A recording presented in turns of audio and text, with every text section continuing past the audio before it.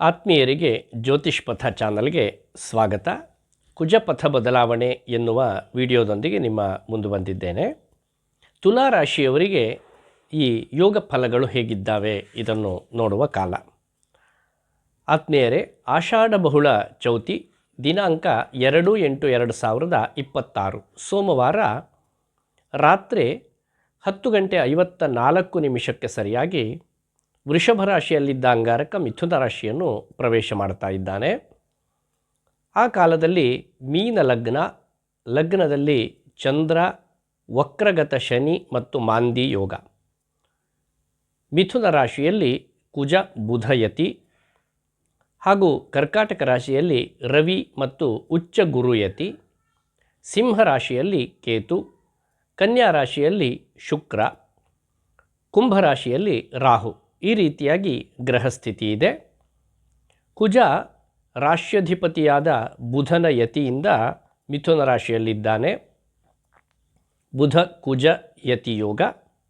ಹಾಗೂ ಮೀನರಾಶಿಯಲ್ಲಿ ಚಂದ್ರ ಮತ್ತು ಶನಿಯ ಸಮಾಗಮ, ಶನಿ ಶಶಿ ಯೋಗ ಅಂತ ಇದನ್ನು ಕರೀತಾ ಇದ್ದಾರೆ.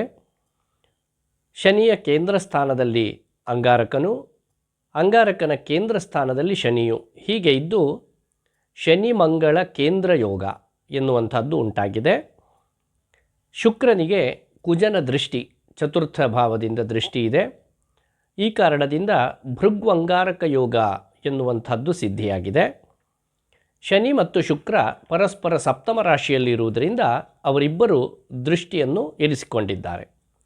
ಈ ಯೋಗಗಳು ಮತ್ತು ತುಲಾ ರಾಶಿಯವರ ಭಾಗ್ಯಸ್ಥಾನಕ್ಕೆ ಅಂಗಾರಕನ ಆಗಮನ, ಈ ಕಾರಣದಿಂದ ಏನೆಲ್ಲ ಫಲಗಳನ್ನು ನಾವು ಹೇಳಬಹುದಾಗತ್ತೆ ಮತ್ತು ಪರಿಹಾರವನ್ನು ಏನು ಸೂಚಿಸಬಹುದಾಗತ್ತೆ ಇದನ್ನು ನೋಡೋಣ. ಷಷ್ಠದಲ್ಲಿ ಚಂದ್ರ ಶನಿ ಮಾಂದಿ, ಇವರ ಕಾರಣದಿಂದ ಸ್ವಸ್ಥಾನ ಪ್ರಾಪ್ತಿ, ಧನಧಾನ್ಯ ವೃದ್ಧಿ, ಬಂಧು ಸಂತೋಷ, ಸ್ತ್ರೀ ಸೌಖ್ಯ, ಈ ರೀತಿಯ ಶುಭ ಫಲಗಳು ತುಲಾರಾಶಿಯವರಿಗಿದೆ. ದಶಮದ ರವಿ ರಾಜದರ್ಶನವನ್ನು ಹಾಗೂ ಉದ್ಯೋಗದಲ್ಲಿ ಮುಂಬಡ್ತಿಯನ್ನು ಅನುಗ್ರಹ ಮಾಡ್ತಾನೆ.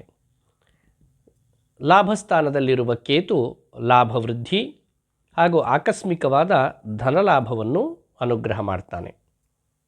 ಭಾಗ್ಯಸ್ಥಾನದ ಅಂಗಾರಕ ಕುಜೇ ನವಮ ಸಂಸ್ಥೆ ಪರಿಭವಾರ್ಥನಾಶಾದಿಭಿ ವಿಲಂಬಿತಗತಿರ್ಭವತ್ಯಬಲ ದೇಹ ಧಾತುಕ್ಲಮೈಹಿ.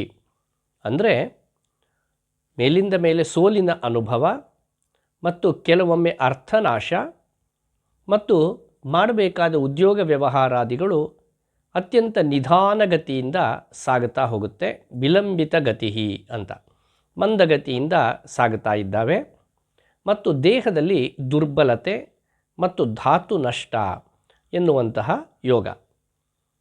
ಭಾಗ್ಯಸ್ಥಾನದಲ್ಲಿಯೇ ಬುಧನು ಇರುವುದರಿಂದ ದೇಹ ಜಾಡ್ಯ ಮತ್ತು ಅಲ್ಪ ಭೋಜನ, ಕೆಲವೊಮ್ಮೆ ಆಹಾರ ದೋಷ ಉಂಟಾಗಿ ಭೋಜನ ಅಲ್ಪವಾಗಬಹುದು. ಇನ್ನು ಜೀರ್ಣಶಕ್ತಿಯಲ್ಲಿ ವ್ಯತ್ಯಯ ಉಂಟಾಗಿ ಆವಾಗಲೂ ಕೂಡ ಅಲ್ಪ ಭೋಜನ ಎನ್ನುವಂತಹ ಯೋಗ ಪ್ರಾಪ್ತವಾಗಬಹುದು.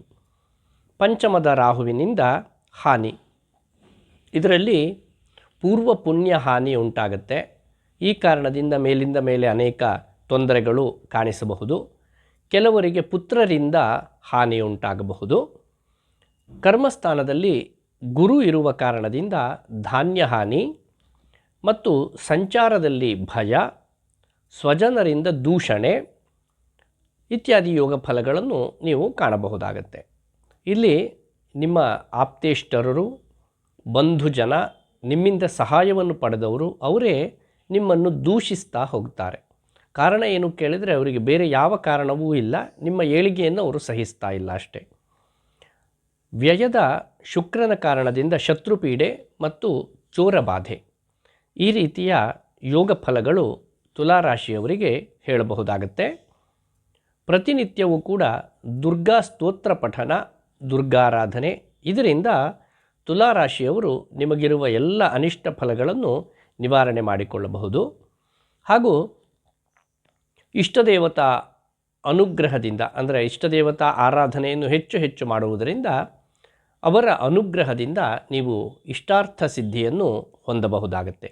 ಈ ರೀತಿಯಾಗಿ ಭಾಗ್ಯಸ್ಥಾನಕ್ಕೆ ಬರುತ್ತಿರುವ ಅಂಗಾರಕ ತೊಂದರೆಯನ್ನು ಕೊಟ್ಟರೂ ಕೂಡ ಉಳಿದ ಗ್ರಹಸ್ಥಿತಿ ನಿಮಗೆ ಅನುಕೂಲಕರವಾಗಿಯೇ ಇರುವುದರಿಂದ ತುಲಾರಾಶಿಯವರು ಭೀತರಾಗಬೇಕಾಗಿಲ್ಲ.